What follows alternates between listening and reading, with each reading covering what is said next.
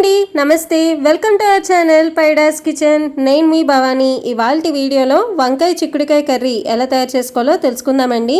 మరి దీనికి కావాల్సిన పదార్థాలు శనగపప్పు, మినపప్పు, ఆవాలు, జీలకర్ర, పసుపు, ఉప్పు, కరివేపాకు, ఎండుమిరపకాయలు, పచ్చిమిరపకాయలు, అల్లం, ఉల్లిపాయలు. అండ్ మెయిన్ ఇంగ్రీడియంట్ వచ్చేసి వంకాయలు అండి. ఇది వచ్చేసి 200 గ్రాములు తీసుకున్నామట. అలాగే చిక్కుడుకాయలు కూడా 200 గ్రాములు తీసుకున్నాము. ఇప్పుడు వంకాయ చిక్కుడుకాయ తయారీ విధానం చూసేద్దామండి. ముందుగా మనం ఒక మిక్సీ జార్ తీసుకుని అందులో 8 పచ్చిమిరపకాయల నుంచి 10 పచ్చిమిరపకాయల దాకా వేసుకున్నామట.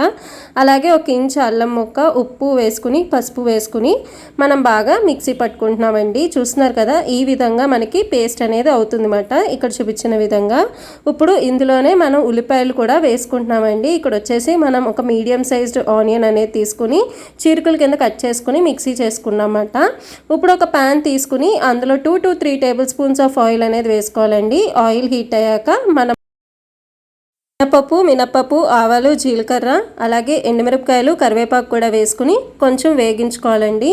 ఇది కొంచెం వేగాక ఇందులోనే మనం చిక్కుడుకాయలు, వంకాయలు కూడా వేసుకుని మగ్గించుకోవాలన్నమాట. చూస్తున్నారు కదా, ఇక్కడ చిక్కుడుకాయలు, వంకాయలు 2 ఈక్వల్ క్వాంటిటీలో తీసుకున్నామండి. ఈ రెసిపీ అయితే చాలా అంటే చాలా బాగుంటుందన్నమాట. వంకాయ చిక్కుడుకాయ కానీ, టమాటో చిక్కుడుకాయ కానీ చాలా అంటే చాలా బాగుంటుంది. ఇప్పుడు దాకా ఈ విధంగా ట్రై చేయకపోతే ఖచ్చితంగా ట్రై చేయండి. రెసిపీ ట్రై చేసి ఎలా వచ్చిందో కమెంట్ బాక్స్లో షేర్ చేసుకోండి. అండ్ మీరు ఎలా చేసుకుంటారు అనేది కూడా మాతో కమెంట్ బాక్స్లో షేర్ చేసుకోండి.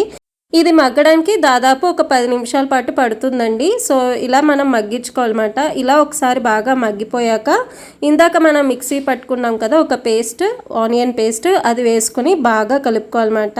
ఇదైతే చాలా అంటే చాలా బాగుంటుందండి వంకాయ కూర. ఇప్పుడు దాకా ట్రై చేయకపోతే ఈ విధంగా ట్రై చేయండి. అండ్ మన ఛానల్లో ఇంకా వంకాయలతో ఎలా చేసుకోవచ్చు అనేది డిఫరెంట్ టైప్ ఆఫ్ రెసిపీస్ అనేది షేర్ చేశాను అనమాట. ఇప్పుడు దాకా అది వ్యూ చేయకపోతే తొందరగా వెళ్ళి అది కూడా వ్యూ చేసేయండి. వీడియోని ఎవరైతే వ్యూ చేస్తున్నారో ప్రతి ఒక్కళ్ళు లైక్ అయితే చేసేయండి.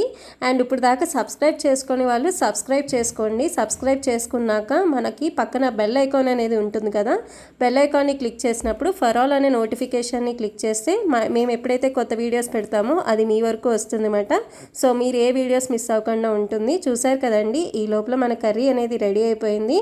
ఇప్పుడు వంకాయ చిక్కుడుకాయ కర్రీని మనం సర్వింగ్ బౌల్లోకి ట్రాన్స్ఫర్ చేసేసుకోవడమే. ఈ రెసిపీ అయితే మీ ఇంట్లో చాలా ఇష్టంగా తింటారన్నమాట.